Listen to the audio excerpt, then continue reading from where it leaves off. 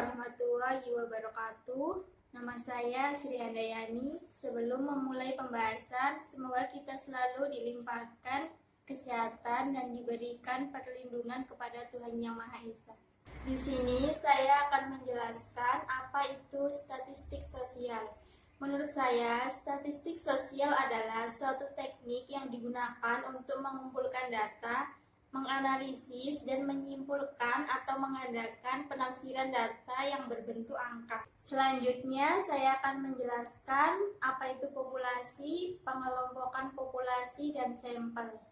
Yang pertama, populasi adalah seluruh data yang menjadi perhatian kita dalam sebuah ruang lingkup dan waktu yang kita tentukan. Dengan demikian, populasi berhubungan dengan data, bukan dengan manusianya. Populasi juga dapat diartikan sebagai objek penelitian yang terdiri dari manusia, hewan, benda, dan lainnya. Yang kedua adalah pengelompokan populasi. Pengelompokan populasi terdiri dari dua, yakni populasi yang memiliki batas jumlah secara jelas karena memiliki karakteristik yang membedakan antara objek dan lainnya. Itu bisa disebut dengan populasi terbatas. Sementara populasi yang tidak terbatas yaitu populasi yang tidak bisa ditentukan batasan-batasan sehingga tidak dapat dinyatakan dalam bentuk jumlah. 3. Ada sampel. Sampel atau contoh adalah sebagian dari populasi yang karakteristiknya hendak diteliti. Sampel yang baik yaitu sampel yang kesimpulannya dapat dikenakan pada populasi adalah sampel yang bersifat representatif atau yang dapat menggambarkan karakteristik sebuah populasi.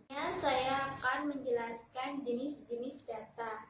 Yang pertama, ada jenis data menurut sumber pengambilannya, yaitu data primer dan data sekunder. Data primer merupakan data yang diperoleh atau dikumpulkan orang yang melakukan penelitian, dan data primer juga disebut sebagai data asli. Sementara data sekunder merupakan data yang diperoleh atau dikumpulkan dari sumber-sumber yang telah ada. Data itu biasanya diperoleh dari sumber perpustakaan, laporan-laporan, atau dokumen penelitian yang terdahulu. Yang kedua, ada jenis data menurut sifatnya, terdiri dari dua. Yang pertama, ada data kualitatif dan data kuantitatif. Data kualitatif merupakan data yang berbentuk bilangan. Data kualitatif terbentuk pernyataan verbal, simbol, atau gambar.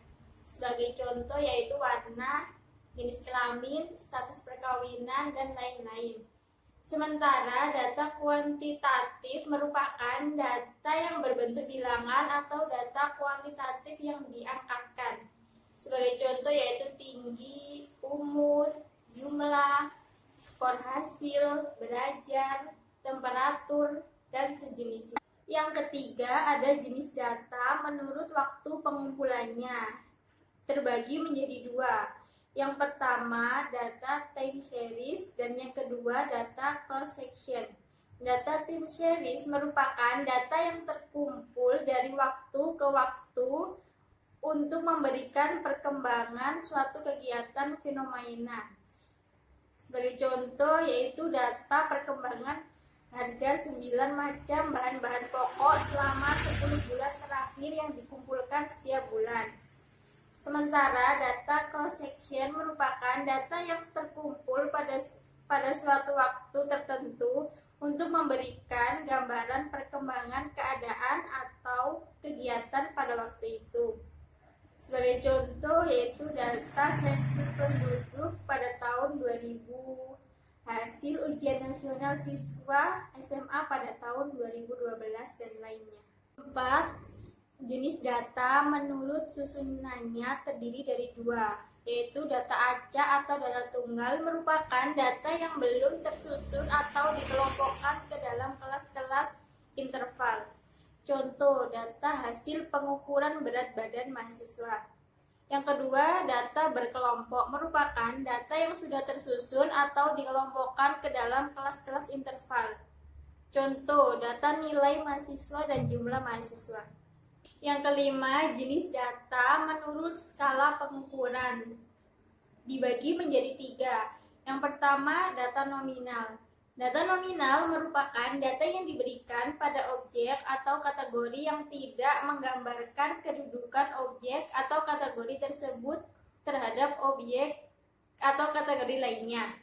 Contoh, warna rambut, jenis kelamin, etnis, suku, agama. Yang kedua, ada data ordinal. Data ordinal merupakan data yang penomoran objek atau kategorinya disusun menurut besarnya, yaitu dari tingkat rendah atau tingkat tingginya atau sebaliknya. Sebagai contoh, tingkat pendidikan, golongan pegawai, kasta, dan sebagainya. Yang ketiga ada data interval. Data interval merupakan data dengan objek atau kategori yang dapat dibedakan antara data satu dengan lainnya.